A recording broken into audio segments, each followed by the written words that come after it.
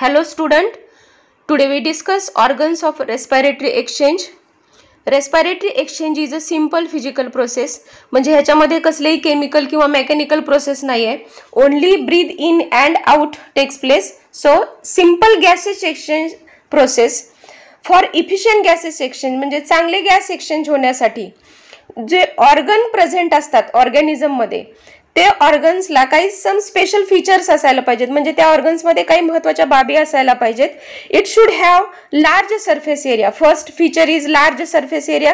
म्हणजे त्या रेस्पिरेटरी ऑर्गनचा जो एरिया आहे तो लार्ज असायला पाहिजे जेणेकरून जास्तीत जास्त एअर इन करता येईल. Then second, it should be thin, highly vascular and permeable. That means जो ऑर्गन आहे त्याची जी वॉल आहे ती थिन असायला पाहिजे जास्तीत जास्त एअर आत घेण्यासाठी, जास्तीत जास्त O2 आत घेण्यासाठी.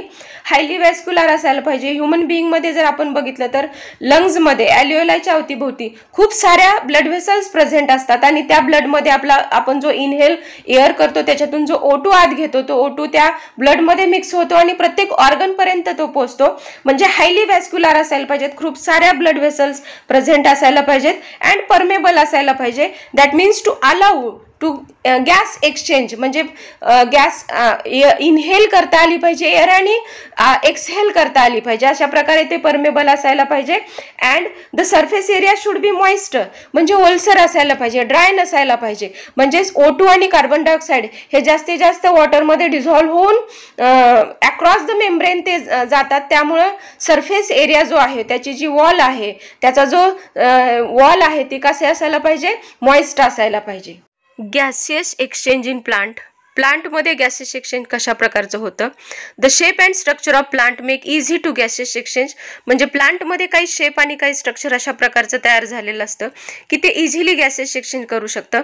Gases exchange takes place by the simple method is called as diffusion.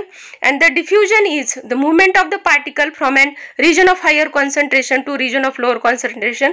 म्हणजे जिकडून जास्तीकडून कमीकडे म्हणजे higher concentration to lower concentration त्याला डिफ्युजन असं म्हणतात. आणि प्लांटमध्ये गॅसेस एक्सचेंज या सिंपल मेथडनी होतं.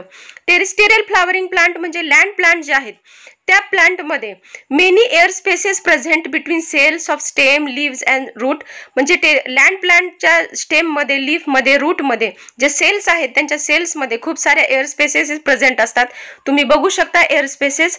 आणि लीफचा जर म्हणायचं म्हणलं तर लीफमध्ये स्टोमॅटा थ्रू गॅसेस एक्सचेंज होतं. म्हणजेच oxygen diffuse in through stomata and carbon dioxide and water vapours diffused out through stomata. In root, by root cell. In aerated soil, the oxygen dissolves in the film of moisture or water around the root tissue and enters it by diffusion. म्हणजेच सॉइलमध्ये छोटे छोटे poors present असतात, छोटे छोटे छिद्र present असतात आणि आपण ज्यावेळेस मातीमध्ये पाणी टाकतो, सॉइलमध्ये पाणी टाकतो त्यावेळेस ते पाणी छोटे छोटे छिद्रामध्ये जाऊन बसतं आणि ते एक मातीवर पाण्याची एक लेअर तयार करतं, अ फिल्म ऑफ मॉइश्चर तयार करतं. आणि ह्या पाण्या थ्रू H2O हा फॉर्म्युला जो पाण्याचा आहे ह्या पाण्या थ्रू ऑक्सिजन जो आहे तो रूट सेलच्या आतमध्ये एंटर करतो. In bark by lenticels. Woody flowering plant, trees and shrubs have an external impervious barks.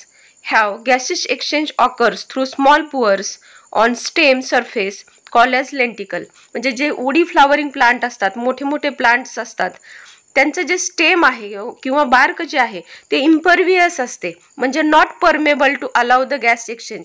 But on that bark small pores are present. That pores are called as lenticles. त्या पोअर्सला, त्या छिद्रांना lenticels असं म्हणतात आणि त्या lenticels through gases exchange takes place होतं. Now we see the respiration in animals. In animals there are wide variety of respiratory surfaces. ॲनिमल्समध्ये खूप वेगवेगळ्या प्रकारचे रेस्पिरेटरी सर्फेसेस, रेस्पिरेटरी ऑर्गन्स दिसून येतात.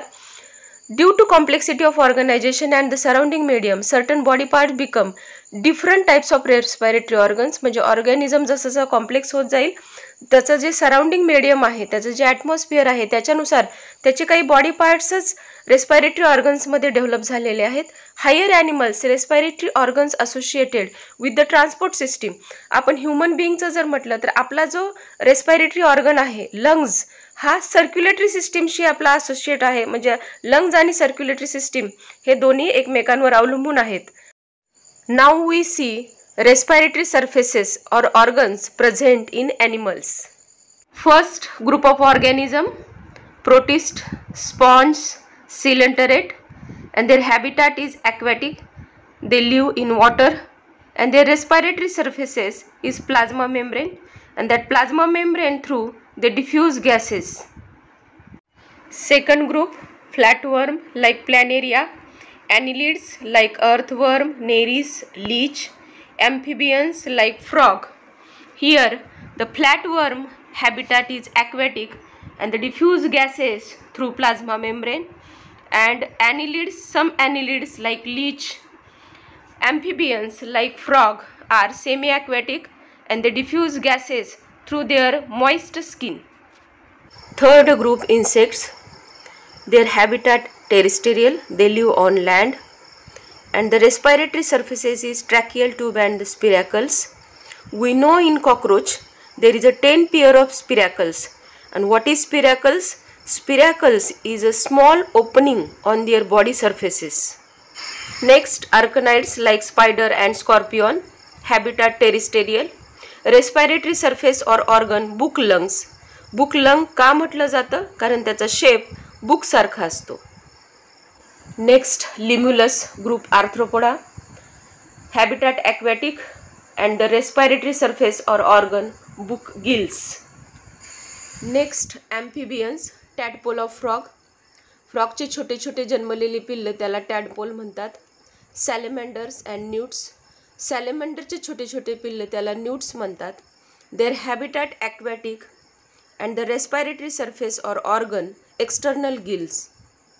Next, fish, habitat aquatic and the respiratory surfaces or organ internal gills are present. Next, reptiles, birds and mammals, habitat terrestrial, respiratory surfaces or organs lungs. In mammals, human being, that is we respire through lungs, that is inhale oxygen and exhale carbon dioxide. Next, turtles, habitat underwater. When they underwater, their respiratory surfaces or organ is cloaca. Questions on this topic are given here. Take a screenshot and write down the answers to the questions.